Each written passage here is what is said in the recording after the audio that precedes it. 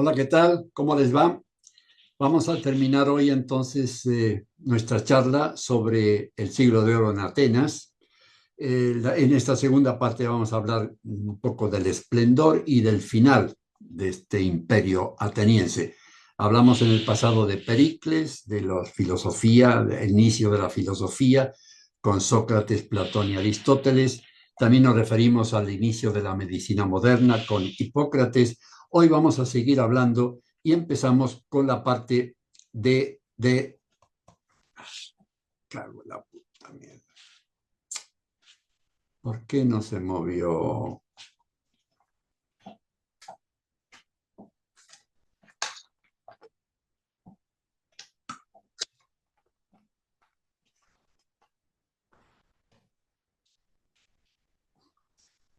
Y va la última.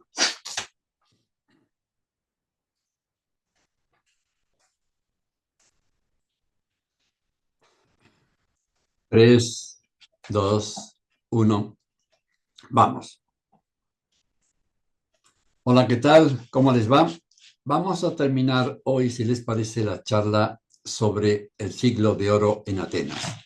Hemos hablado de Pericles, nos referimos a los inicios de la filosofía con los tres grandes filósofos, Sócrates, Platón y Aristóteles. También hablamos de la medicina, el inicio de la medicina moderna con Hipócrates. Y vamos a seguir hoy hablando, y en primer lugar nos vamos a referir a los iniciadores de la historia.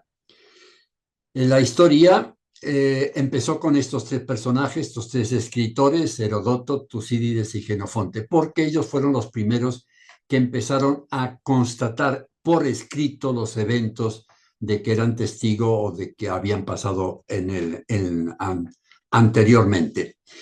Porque hasta ese momento, estamos hablando del siglo V antes de Cristo, hasta ese momento sí se hablaban de hechos pasados, pero no había demostración, había cosas que eran reales, otras cosas inventadas. Ellos ya empezaron a escribir entonces y constatar esos hechos personalmente.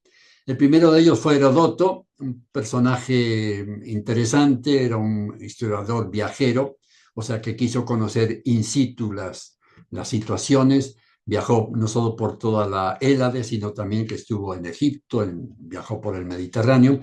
Y lo interesante es que escribió lo que veía y lo que oía. Es decir, no le interesaba constatar mucho o demostrar si era cierto o no las cosas, sino simplemente escribir lo que le contaba. Por eso se dice que el primer científico, digamos el historiador científico, fue Tucídides. Él sí tomó la historia como ciencia, era riguroso, objetivo. Él escribió sobre todo la Guerra del Peloponeso, que es una gran obra sobre esta guerra que terminó con el Imperio Ateniense, de la cual hablaremos al final. Y ya de tal forma fue tan interesante que incluso hoy día se sigue leyendo, los estrategas, los historiadores y militares siguen leyéndola porque es muy interesante ver cómo se desarrollan causas, efectos, problemas humanos, y o sea que fueron ellos los que indicaron que la historia no se debe a los dioses, sino que hay causas más profundas y más complejas, como por ejemplo lo que relata Tucídides en esta guerra. Y después está Jenofonte, le llamaban la abeja ática, una abeja por su trabajo constante.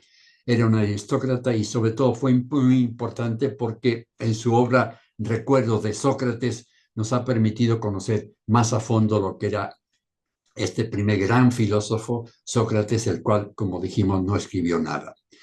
Y después está el teatro, el inicio del teatro, sobre todo en lo que se refiere a la tragedia. Recordemos que celebraban los griegos las dionisíacas, eran las fiestas en honor al dios Dionisio. Dionisio era lo que fue después con los latinos Baco, o sea, el dios del vino, el dios de la vegetación.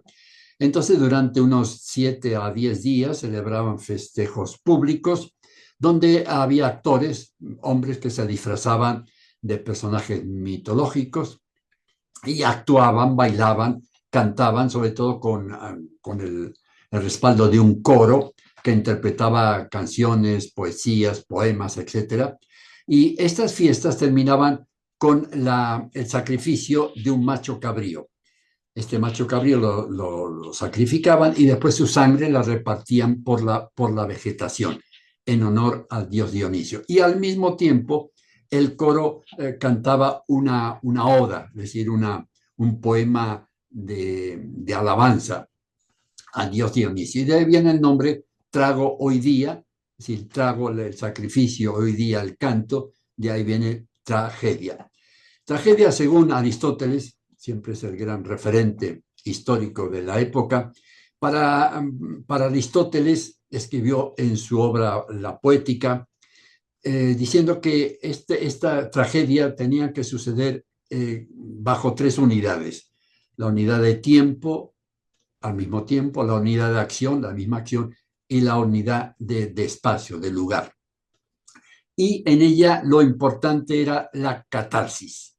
Catarsis es una palabra griega que significaba purga, es decir, que él comenta, así como una madre si tiene un niño que está medio enfermo del estómago, le da una purga para que se purifique, se libere, así también una tragedia tenía que servir de liberar a las personas, cada uno lleva al teatro su culpa, entonces con la acción del héroe que está luchando contra su destino, ahí de esa manera se tiene que purificar también el que está presente.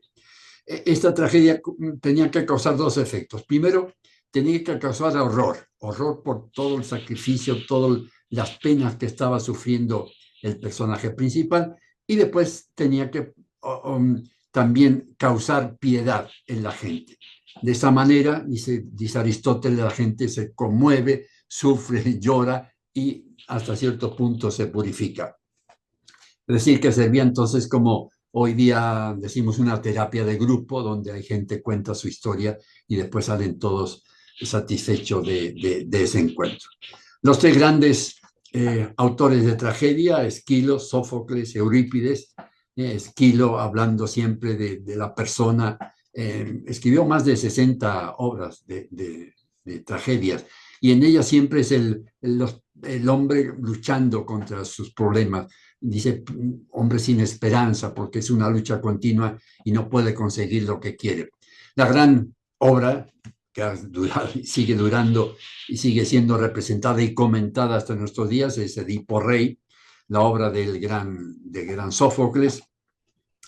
Y después está Eurípides, que un poco se reía un poco, criticaba a los dioses y habló sobre todo de la mujer, dignificando un poco la situación de la mujer, que era tan menospreciada en esta civilización ateniense, y así como al esclavo, diciendo que eran personas como los demás, inteligentes y demás. 10 años después empezó a surgir la comedia.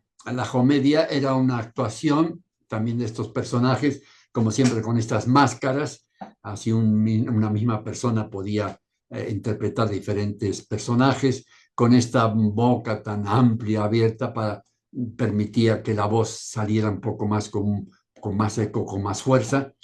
Estos personajes actuaban, todos siempre hombres, nunca mujeres, actuaban en el theatron, que era el lugar donde se mira, significa eso, theatron, la palabra griega, y actuaban en una esquene, en una escena, que es donde interpretaban sus obras.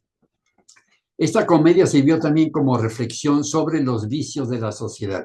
Así que al principio, por ejemplo, Aristófanes, él representaba a personajes reales, a Sócrates, y criticaba a Sócrates, a Pericles, a Aspasia, en fin, a todos personajes con las partes negativas o partes menos buenas de estos personajes, hasta que al final se prohibió representar a personas reales, y entonces quedó sobre todo con referencia a crítica a arquetipos de vicios, el malo, el bueno y el feo, digamos, esos grandes vicios de la sociedad, el egoísmo, la avaricia, etcétera, representaban en personajes para que sirvieran de reflexión. Es decir, la gente salía de ahí pensando realmente, se había reído, pero una cosa que quizá le afectaba a esa misma persona, haberlo actuado de tal tipo. Un poco servía como esas revistas modernas de críticas a la sociedad a través de imágenes, como Charlie Hebdo, famoso en París y que todo el mundo recuerda. Recuerdo también en España que hubo muchas revistas de este tipo de críticas a la sociedad de manera risueña. Y después hay que hablar de la arquitectura, por supuesto. Dijimos que Pericles se dedicó como objetivo embellecer Atenas, Atenas que había sido destruida por los persas, y entonces se encargó de todo esto a Fidias que era un gran arquitecto, un gran matemático, ideó este Partenón, que es una obra extraordinaria, milimétricamente medida, o sea que matemáticamente está, cada rincón tiene un objetivo en esta obra general, donde quiere reflejar una belleza en honor a los dioses. Bueno, no a los dioses, a una diosa concreta, que era Atenea. Por eso que se dice que esta obra fue hecha desde dentro hacia afuera. Es decir, que lo primero que hizo fue esta estatua gigantesca, medía entre 12 y 13 metros de altura, es decir, como unos 4 edificios, 4 pisos, extraordinaria, hecha criselefantina, es decir, hecha de crisol, es decir, de oro, y elefantina referente al marfil. O sea que la parte carnosa de carne era de marfil y el resto era todo de oro. Y a raíz de esta figura se celebraba, se hizo todo el Partenón, como referencia a esta diosa que era idolatrada en Atenas, de ahí viene el nombre justamente de Atenea. Y otra gran estatua que hizo el mismo Fidias, pero esta vez en el exterior, fue Atenea Promacos. Promacos significa que combate en primera línea de batalla, es decir, cuando iban a las batallas los atenienses, sobre todo en la lucha contra los persas, siempre iban bajo la admonición de Atenea. Es una estatua de bronce con lanza y casco dorados, de tal manera que cuando llegaban al puerto, los marineros veían desde lejos este casco y esta lanza brillando y hacían referencia a que ya se acercaban a su ciudad. Importante entonces que Fidia, con todo su equipo de artistas, hizo estas metopas del Partenón, famosas metopas. Claro, aquí no se ven en color, pero estaban todas con color, que con el tiempo se han perdido. Y la mayoría de estas se pueden ver, creo que son hasta 14, en el Museo Británico, porque hubo en el siglo XIX un embajador de Gran Bretaña en Atenas. Atenas en ese momento estaba dirigida por los turcos, eran los otomanos los que estaban dominando esta ciudad. Entonces le pidió que si se podía llevar alguna de estas metopas que estaban ahí abandonadas, y le dijo que se llevara todas las que quisiera. Por eso, felizmente, se pueden ver hoy día en el Museo Británico, aunque Grecia está desde hace ya unos años pidiendo que se devuelvan a sus orígenes. En ella, Fidias aplicó lo que se llamó la técnica de paños mojados, es decir, como si a una persona le pone un paño mojado, entonces para que el cuerpo, las líneas del cuerpo, sean más fáciles de distinguir. Estas son 3 diosas también que aparecen, como siempre, en el museo, también en el Museo Británico. Y este mismo arte lo aplica en otra obra. Esta es entonces una obra que se llevaron otro embajador, pero esta vez es de Francia, que también pidió si se podía llevar a París, donde está actualmente, esta sección de tejedoras. Es un friso también donde se ve claramente el estilo de Fidias con el estilo de paño mojado. Y después está otra de las obras, grandes obras de este momento, es esta estatua de Zeus en Olimpia. Quiere decir que Fidias, después de Atenas, fue a Olimpia. Olimpia era, como sabemos, el lugar de los dioses del Olimpo.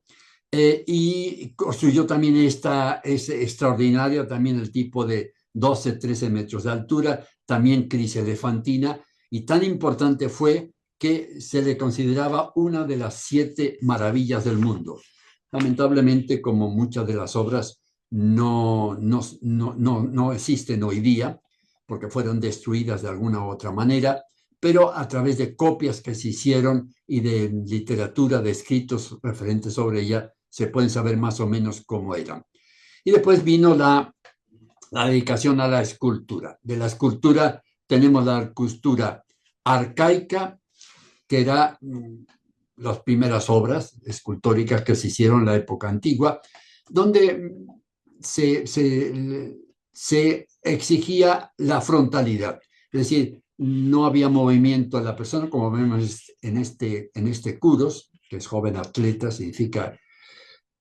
Vemos que entonces está de frente, una estatua rígida, sin movimiento, apenas una breve sonrisa, ojos grandes, era representativa de la escultura arcaica, un poco imitando a las culturas egipcias, hasta que ya en el siglo V rompe con esa tradición y viene entonces lo que se llamó ya la escultura clásica, donde reina la serenidad, el equilibrio y la armonía. Sí, con todas estas obras, los escultores y artistas lo que querían era representar la belleza humana. En principio, la belleza primero del hombre. Rostros y cuerpos idealizados, o sea, no digamos que no eran personajes reales, sino que eran en base a un personaje real, pero el cuerpo idealizado.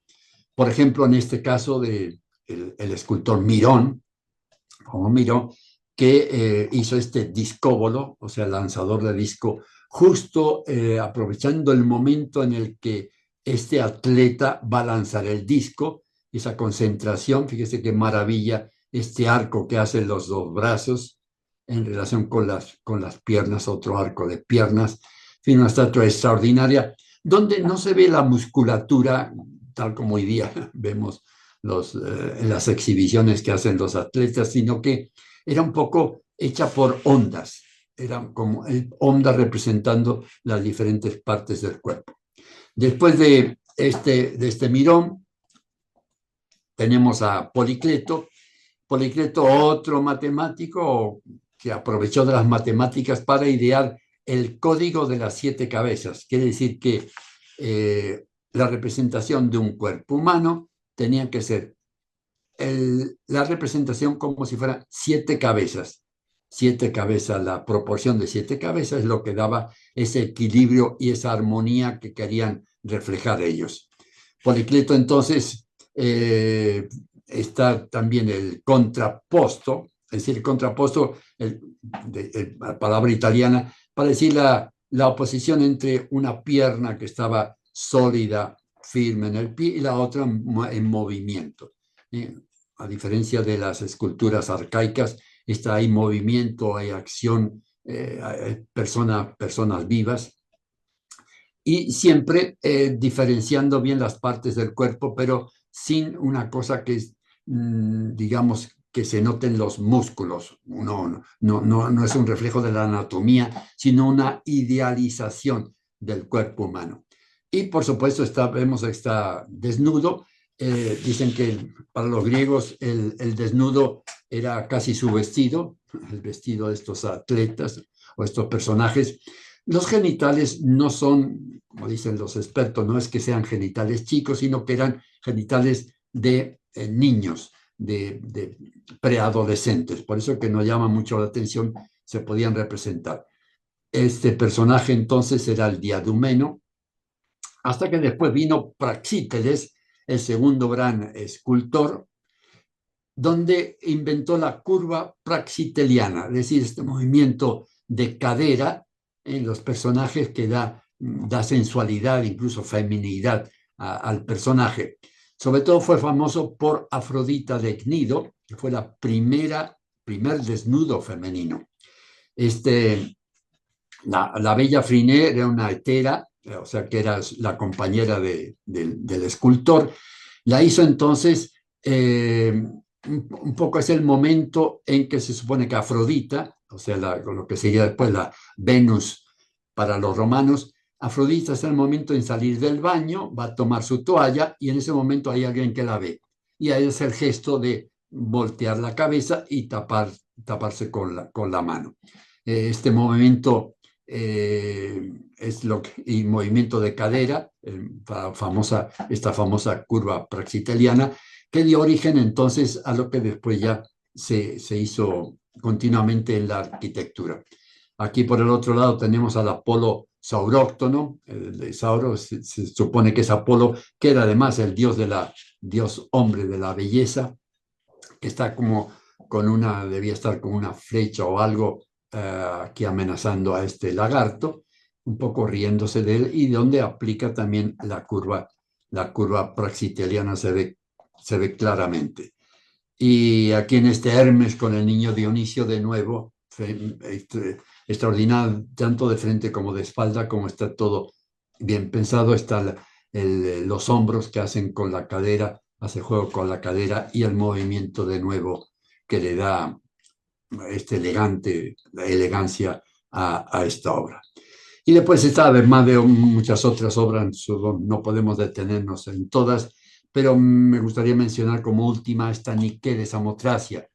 Nike significa en griego victoria, de ahí la obra hoy día en esa marca de artículos de deporte, el Nike, lo que era entonces significa victoria. Samotracia porque fue allí en la isla donde se encontró esta escultura. De nuevo un cónsul francés se la encontró y se la llevó, por supuesto, a París, donde está hoy día en el Museo del Louvre. Es una obra extraordinaria donde, lástima la cabeza, por supuesto, pero el símbolo de la victoria están el método paños mojados y como el viento está llevándose las alas y parte del vestido. Y así vamos llegando al final de esta charla y al final también del siglo de oro en Atenas. Todo fue por esta guerra del Peloponeso. El Peloponeso, entonces, dijimos que a final de este siglo V hubo dos grandes ciudades que luchaban por el prestigio. Eran Atenas, tenemos aquí, y Esparta. Esparta está en esta parte del Peloponeso. Entonces, Atenas había creado una liga, la Liga Délica, porque Delos, la pequeña isla que está acá, había formado esta liga donde están todas estas cites que vemos aquí en la parte de Asia Menor. Todas estas cites se unieron en la cabeza Atenas y crearon una especie de tesoros. Iban mandando dinero a Atenas, pero primero aquí a Delos, para que se formara un ejército en defensa de estas polis contra el imperio persa. Pero claro, llegó un momento en este final que empezaron las críticas. Se criticaban entonces que Atenas había aprovechado este tesoro para enriquecer la ciudad, que no los había defendido. Por otra parte, Esparta empezó con la envidia y atacó a Atenas. En fin, se creó una lucha, también empezaron las críticas dentro de Atenas. Como ven, un poco lo que ha ocurrido a lo largo de toda la historia. Siempre estos imperios que han progresado, han triunfado y han decaído completamente por razones bastante conocidas, casi siempre con la misma envidia, problemas sociales, etc. A esta Tucídides, el gran historiador del que hemos hablado, dijo que esta fue una estasis cataclística, si fue un cataclismo. Y estasis, él se refería a una especie de guerra civil, es decir, que no había un Estado griego, ya habíamos dicho, pero en fin, era toda la Hélade que estaba unida y había dos hermanos que se están peleando por el progreso. Un poco lo que ha estado sucediendo a lo largo de la historia y que los políticos parece ser que no aprenden de esta historia. La historia maestra de la vida, pero algunos se la pasan por arriba, viendo que los desastres, que es por ejemplo esto, una guerra civil, ¿no? Esta guerra del Peloponeso duró 27 años. Al segundo año ya Atenas fue asediada por las tropas de Esparta y sus socios, hubo una crisis, hubo plagas porque había la hambruna, curtió la hambruna, y fallecieron los dos hijos de Pericles al segundo año, y al segundo año y poco más el mismo Pericles falleció, pero a pesar de todo la guerra duró 27 años y al final triunfa Esparta, pero Esparta triunfa y tiene que dar. Fracasó también porque esta guerra la había podido hacer gracias a la ayuda económica que había pedido a los persas. Es decir, que al final se arruinó.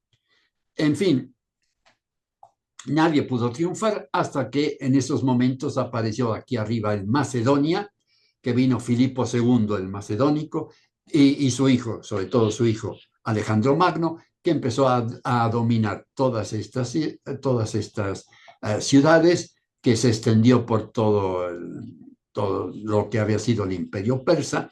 En fin, llegó hasta Egipto. Bueno, ya sabemos, es otra historia.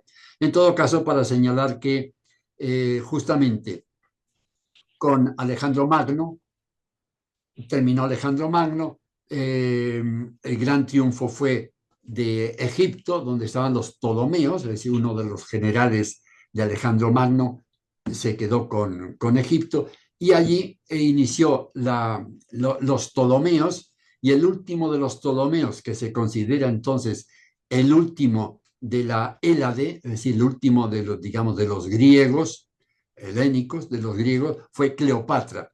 O sea que se supone que con Cleopatra terminaría entonces esta época de gloria de lo que habían sido no solo Atenas, sino todas estas polis griegas. Termina entonces aquí la historia y la hegemonía ateniense, hegemonía que nunca más se volvió a recuperar. Otra cosa reflejo de la historia que se tendría que aprender y saber.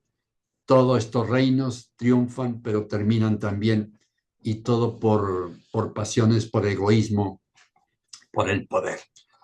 Bueno, y así terminamos una vez más esta charla. Le agradezco de nuevo, Eujaristó. Recuerden que dijimos que es en griego. Muchas gracias. Esperamos vernos próximamente. Espero también que algo les haya gustado, algo hayan aprendido. En todo caso, para mí es una cosa muy interesante poder recordar estos momentos gloriosos del pasado de nuestra civilización. Nada más, muchas gracias. Hasta la próxima.